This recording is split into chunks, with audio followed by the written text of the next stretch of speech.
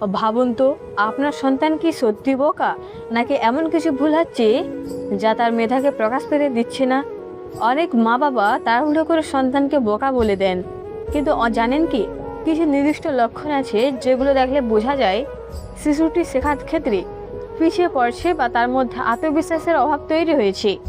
আজকের এই ভিডিওতে আমরা জানব বোকা বাচ্চার 5টি গুরুত্বপূর্ণ লক্ষণ, যেগুলো অনেক বাবা মা প্রতিদিন দেখলেও গুরুত্ব দেন না।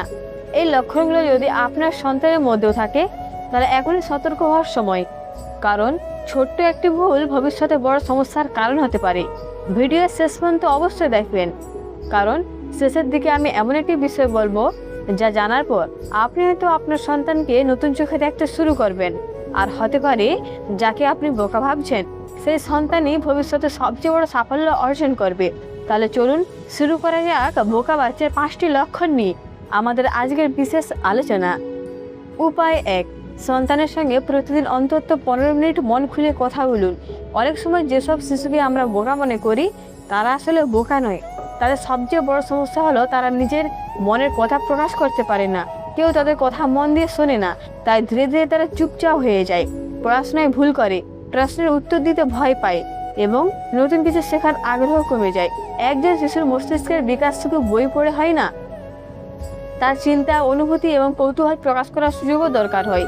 যখন বাবা মা প্রতিদিন কিছু সময় সন্তানের সঙ্গে গল্প করেন, তার দিনের কথা শোনেন, স্কুলে কি হলো জিজ্ঞেস করেন, বন্ধুদের কথা জানতে চান, তখন শিশুর আত্মবিশ্বাস বাড়তে শুরু করে। ধরুন আপনার সন্তান আর স্কুলে গিয়ে কোনো প্রশ্নের উত্তর দিতে পারেনি, সে হয়তো মন খারাপ করে বাড়ি ফিরছে। যদি আপনি শুধু পড়তে বসতে বলেন তাহলে তার মন আরও খারাপ হবে, কিন্তু যদি পাশে বসে জিজ্ঞেস করেন আজ তোমার দিনটা কেমন গেল, তাহলে সে ধীরে ধীরে নিজের অনুভূতি প্রকাশ করতে শিখবে।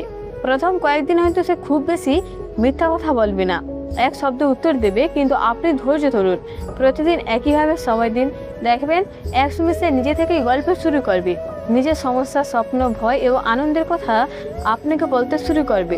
যে শিশু নিজে কথা বলতে পারে সে নতুন কিছু শেখার সাহসও পায়, ভুল করলে ভেঙে পড়ে না, বরং আবার চেষ্টা করে।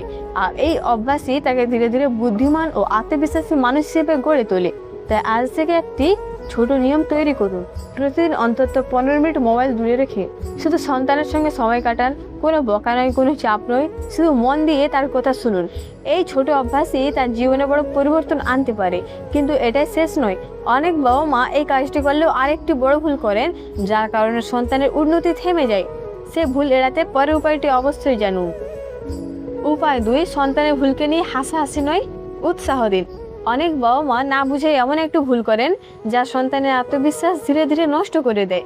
যখন শিশু কোনো প্রশ্নের ভুল উত্তর দেয়, কোনো কাজ ঠিকমতো করতে পারে না বা পড়াশোনায় ভুল করে, তখন অনেকেই তাকে বকাঝকা করেন কিংবা অন্যদের সামনে ছোট করেন। ভাবুন তো, আপনি যদি কোনো কাজ করতে গিয়ে বারবার শুনতে থাকেন যে আপনি কিছুই পারেন না, তাহলে আপনার কেমন লাগবে? ঠিক একই অনুভূতি একটি শিশুরও হয়। পার্থক্য শুধু এই যে সে তার কষ্ট প্রকাশ করতে পারে না। যখন একটি শিশু ভুল করে তখন সে আসলে নতুন কিছু শেখার চেষ্টা করছে। ভুল মানে সে চেষ্টা করছে, আর যে চেষ্টা করে তার উন্নতির সম্ভাবনাও সবচেয়ে বেশি থাকে। কিন্তু যদি প্রতিটি ভুলের জন্য তাকে অপমান করা হয়, তাহলে সে নতুন কিছু করার সাহস হারিয়ে ফেলে। অনেক শিশু ক্লাসে উত্তর জানলেও হাত তোলে না, কারণ তারা ভয় পায় ভুল হলে সবাই হাসবে। এই ভয় ধীরে ধীরে তাদের পিছিয়ে দেয়, ফলে অন্যরা এগিয়ে যায় আর সে নিজের মধ্যে গুটিয়ে যায়। তাই আজ থেকে একটি বিষয় মনে রাখুন, সন্তান ভুল করলে বলুন কোনো সমস্যা নাই, আবার চেষ্টা করো। তার ছোটো ছোটো সাফল্যগুলো প্রশংসা করুন। সে যদি আগের চেয়ে একটু ভালো করে সেটাকে গুরুত্ব দিন। মনে রাখবেন, প্রশংসা শিশুকে অহংকারী বানায় না, বরং তাকে আরও ভালো করার শক্তি দেয়। যখন সে বুঝতে পারে যে তার পরিবার তাকে বিশ্বাস করে, তখন সে নিজের উপরও বিশ্বাস করতে শেখে। একটি ছোট উৎসাহ অনেক সময় শত বকাঝকার চেয়েও বেশি কার্যকর হয়। তাই ভুল ধরিয়ে দিন, কিন্তু এমনভাবে যেন সে শিখতে পারে, ভয় না পায়। কিন্তু শুধু উৎসাহ দিলে হবে না, এমন একটি অভ্যাস আছে যা সন্তানের চিন্তা শক্তি এবং বুদ্ধিমত্তাকে ধীরে ধীরে দুর্বল করে দেয়। উপায় 3, মোবাইলের অতিরিক্ত ব্যবহার কমান। বর্তমান সময়ে অনেক শিশুর হাতে খুব অল্প বয়সেই মোবাইল চলে আসে। প্রথমে মনে হয় এতে কোনো সমস্যা নেই, শিশু শান্ত থাকে, কার্টুন দেখে, গেম খেলে এবং বাবা মাও কিছুটা সময় পান। কিন্তু ধীরে ধীরে এই অভ্যাসই বড় সমস্যার কারণ হয়ে দাঁড়াতে পারে। একটি শিশু যখন ঘন্টার পর ঘন্টা মোবাইলের স্ক্রিনের দিকে তাকিয়ে থাকে, তখন তার মস্তিষ্ক সবসময় দ্রুত বিনোদনের সঙ্গে অভ্যস্ত হয়ে যায়। ফলে বই পড়া, পড়াশোনা করা বা মনোযোগ দিয়ে কিছু শেখার মতো কাজগুলো তার কাছে বিরক্তিকর মনে হতে শুরু করে। অনেক বৌমা অভিযোগ করেন যে সন্তান পড়তে বসতে চায় না, কয়েক মিনিটের বেশি মনোযোগ ধরে রাখতে পারে না, কিংবা বারবার ভুলে যায়। এর পেছনে অনেক ক্ষেত্রে অতিরিক্ত স্ক্রিন টাইম একটি বড় কারণ হতে পারে। ভাবুন তো, একটি শিশু যদি প্রতিদিন কয়েক ঘন্টা দ্রুত পরিবর্তন হওয়া ভিডিও দেখে, তাহলে তার মস্তিষ্ক সবসময় নতুন উত্তেজনা খুঁজবে। ফলে ধৈর্য ধরে চিন্তা করা বা গভীরভাবে শেখার ক্ষমতা কমে যেতে পারে। তাই হঠাৎ করে মোবাইল কেড়ে নেওয়ার পরিবর্তে ধীরে ধীরে নিয়ম তৈরি করুন।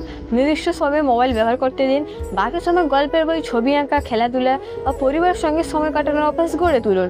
শুরুতে সন্তান হয়তো বিরক্ত হবে, বারবার মোবাইল চাইবে, কিন্তু আপনি যদি ধৈর্য ধরে নিয়ম মেনে চলেন, তাহলে কয়েক সপ্তাহের মধ্যেই পরিবর্তন দেখতে পাবেন। তার মনোযোগ বাড়বে, কৌতূহল বাড়বে এবং নতুন কিছু শেখার আগ্রহ বৃদ্ধি পাবে। মনে রাখবেন, মোবাইল শত্রু নয়, সমস্যা হলো অতিরিক্ত ব্যবহার। সঠিক নিয়মের মধ্যে থাকলে প্রযুক্তিও শেখার একটি চমৎকার মাধ্যমে হতে পারে। কিন্তু আরও একটি গুরুত্বপূর্ণ বিষয় আছে যা অনেক বাবা সম্পূর্ণ উপেক্ষা করেন, অথচ সেটি সন্তানের বৃদ্ধির বিকাশে বিশাল ভূমিকা রাখে। উপায় 4, সন্তানের প্রশ্নের উত্তর দিন। প্রশ্ন করতে নিরুৎসাহিত করবেন না। অনেক শিশু ছোটবেলায় অসংখ্য প্রশ্ন করে। আকাশ নীল কেন? বৃষ্টি হয় কিভাবে? পাখি উঠতে পারে কেন? সূর্য রাতে কোথায় যায়? এমন হাজার প্রশ্ন তাদের মনে আসে। আর এই প্রশ্নগুলোই আসলে তাদের বৃদ্ধিমত্তার একটি গুরুত্বপূর্ণ লক্ষণ। কিন্তু দুঃখের বিষয় হলো, অনেক সময় বড়রা বিরক্ত হয়ে বলে বসেন, এত প্রশ্ন করো না, চুপ করে বসে থাকো, এগুলো জানার দরকার নেই। বারবার এমন কথা শুনতে শুনতে শিশুর কৌতূহল কমে যায়, সে প্রশ্ন করা বন্ধ করে দেয়। আর যখন প্রশ্ন করা বন্ধ হয়ে যায়, তখন শেখার আগ্রহ ধীরে ধীরে কমতে শুরু করে। মনে রাখবেন, প্রতিটি বড় আবিষ্কারের শুরু একটি প্রশ্ন থেকে হয়েছে। যে শিশু প্রশ্ন করে সে চিন্তা করে, যে চিন্তা করে সে নতুন কিছু শেখে, আর যে শেখে সেই জীবনে এগিয়ে যায়। যদি আপনার সন্তান কোনো প্রশ্ন করে এবং আপনি উত্তর না জানেন, তাহলে লজ্জা পাওয়ার কিছু নেই। তাকে বলতে পারেন, আমি পুরোটা জানি না, চল আমরা একসঙ্গে ফিরে দেখি। এতে সে বুঝবে শেখার কোনো শেষ নেই এবং বড়রাও নতুন কিছু শিখতে পারে। প্রতিদিন সন্তানের সঙ্গে এমন আলোচনা করুন যেখানে সে নিজের মতামত দিতে পারে। তাকে জিজ্ঞেস করুন, তোমার কি মনে হয়? এই একটি প্রশ্ন তার চিন্তা শক্তিকে অনেক বেশি সক্রিয় করে তুলতে পারে। শিশুর প্রতিটি প্রশ্নকে গুরুত্ব দিন, কারণ আজ যে প্রশ্নটি আপনার কাছে সাধারণ মনে হচ্ছে, সেটি হয়তো তার ভবিষ্যতের জ্ঞান ও সৃজনশীলতার ভিত্তি তৈরি করছে। তা আজ থেকে একটি নিয়ম করুন, সন্তানের প্রশ্নকে কখনো বিরক্তিকর কারণ নয়, শেখার সুযোগ হিসেবে দেখুন। দেখবেন ধীরে ধীরে তার আত্মবিশ্বাস, চিন্তাশক্তি এবং শেখার আগ্রহ অনেক বেড়ে গেছে। কিন্তু কখনো সবচেয়ে গুরুত্বপূর্ণ উপায়টি বাকি আছে। এখন বিশেষজন মনে করে এই একটি বিষয় ঠিক থাকলে শিশুর শেখার ক্ষমতা, মনোযোগ এবং মস্তিষ্কের বিকাশ অনেক ভালো হয়। উপায় 5, সন্তানের পর্যাপ্ত ঘুম নিশ্চিত করুন। অনেক বাবা মা পড়াশোনার চাপে সন্তানের ঘুমের বিষয়টি গুরুত্ব দেন না। তারা মনে করেন বেশি সময় জেগে পড়াশোনা করলে ফলাফল ভালো হবে। একটি শিশুর মস্তিষ্ক সারাদিন যা শেখে তার বড় একটি অংশ ঘুমের সময় গুছিয়ে সারাক্ষণ করে। অর্থাৎ ভালো ঘুম না হলে শেখা বিষয় মনে রাখা, মনোযোগ ধরে রাখা এবং নতুন কিছু বোঝার ক্ষমতা কমে যেতে পারে। ভাবুন তো, একটি মোবাইল ফোন যদি প্রতিদিন ব্যবহার করা হয় কিন্তু কখনো চার্জ না দেওয়া হয়, তাহলে কি সেটা ঠিকভাবে কাজ করবে? ঠিক তেমনই একটি শিশুর মস্তিষ্ক পর্যাপ্ত বিশ্রাম ছাড়া তার সর্বোচ্চ ক্ষমতায় কাজ করতে পারে না। যেসব শিশু নিয়মিত কম ঘুমায় তাদের মধ্যে অনেক সময় খিটখিটে মেজাজ, মনোযোগের ঘাটতি, পড়া ভুলে যাওয়া এবং শেখার আগ্রহ কমে যাওয়ার মতো সমস্যা দেখা যায়। অনেক মা বাবা এটাকে বৃদ্ধির সমস্যা মনে করে, অথচ মূল কারণ হতে পারে ঘুমের অভাব। সন্তানের জন্য একটি নির্দিষ্ট ঘুমের সময় ঠিক করুন। রাতে খুব দেরি পর্যন্ত মোবাইল, টিভি বা অন্যান্য স্ক্রিন ব্যবহার না করতে দিন।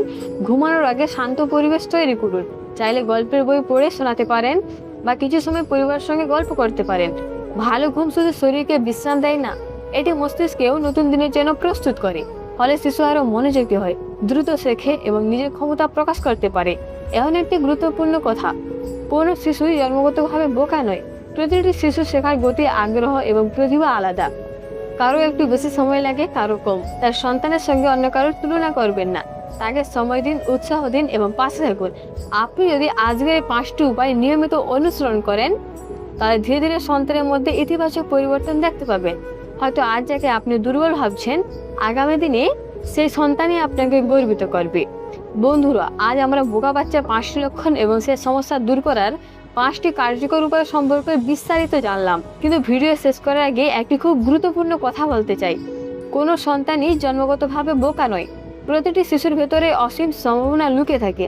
কেউ দ্রুত শেখে, কেউ একটু ধীরে শেখে, কেউ পড়াশোনায় ভালো, কেউ খেলাধুলায়, কেউ আবার সৃজনশীল কাজে অসাধারণ দক্ষতা দেখায়। অনেক সময় আমরা শুধু নম্বর দেখে সন্তানের যোগ্যতা বিচার করি, কিন্তু জীবনে সফল হওয়ার জন্য শুধু ভালো নম্বরই যথেষ্ট নয়। আত্মবিশ্বাস, ধৈর্য, সচ্চরিত্র, কৌতূহল এবং শেখার ইচ্ছাও সমান গুরুত্বপূর্ণ। মনে রাখবেন, আজ আপনার সন্তান যে ভুল করছে সেখান থেকে সে শিখছে। আজ যে প্রশ্ন করছে সেখান থেকে তার জ্ঞানের শুরু হচ্ছে। আজ যে ছোট ছোট পদক্ষেপ নিচ্ছে সেগুলো একদিন তার বড় সাফল্যের ভিত্তি তৈরি করবে। তাই কখনো সন্তানের স্বপ্ন ভেঙে দেবেন না, তাকে অন্য কারোর সঙ্গে তুলনা করবেন না। তার পাশে থাকুন, তাকে বোঝার চেষ্টা করুন, তার কথা শুনুন এবং তাকে বিশ্বাস করুন। কারণ একজন শিশুর জীবনের সবচেয়ে বড় শক্তি হলো তার পরিবারের বিশ্বাস ও ভালোবাসা। হয়তো এই মুহূর্তে আপনার সন্তান পড়াশোনায় খুব ভালো নয়, হয়তো সে বারবার ভুল করছে, কিন্তু কে জানে কয়েক বছর পর সে সন্তানই হয়তো এমন কিছু করবে যা পুরো পরিবারকে গর্বিত করবে। তা আজ থেকে সিদ্ধান্ত নিন, সন্তানকে বোকা বলার আগে তাকে বোঝার চেষ্টা করবেন। তার দুর্বলতার দিকে নয়, তার সম্ভাবনার দিকে নজর দেবেন। আর এখন আপনার জন্য একটি ছোট প্রশ্ন, আপনার সন্তানের মধ্যে আজকে ভিডিওতে বলা কোন লক্ষণটি সবচেয়ে বেশি দেখতে পান? নিচে কমেন্ট করে অবশ্যই জানান। আমি আপনাদের কমেন্ট পড়ি এবং অনেক গুরুত্বপূর্ণ প্রশ্নের উত্তরও দেওয়ার চেষ্টা করব। ভিডিওটি যদি আপনার কাছে উপকারী মনে হয় তাহলে একটি লাইক দিয়ে আমাদের উৎসাহ দিন। আর এখনও যদি চ্যানেলটি সাবস্ক্রাইব করে না থাকেন তাহলে এখনই সাবস্ক্রাইব করে পাশে থাকা বেল আইকনটি অন করে দিন, যাতে ভবিষ্যতে এমন গুরুত্বপূর্ণ ভিডিও মিস না করেন। আর বন্ধুরা, পরের ভিডিওতে আমরা আলোচনা করব এমন একটি বিষয় নিয়ে যা প্রতিটি বাবা মায়ের জানা অত্যন্ত জরুরি। সেই ভিডিওতে জানবেন এমন কিছু তথ্য যা আপনার সন্তানের ভবিষ্যৎ সম্পূর্ণ বদলে দিতে পারে। তাই কোথাও যাবেন না, আমাদের সঙ্গে থাকুন। নতুন ভিডিও খুব শীঘ্রই আসছে। ভালো থাকুন, সুস্থ থাকুন, নিজের পরিবারের যত্ন নিন। আল্লাহ হাফিজ, দেখা হবে পরের পর্বতে।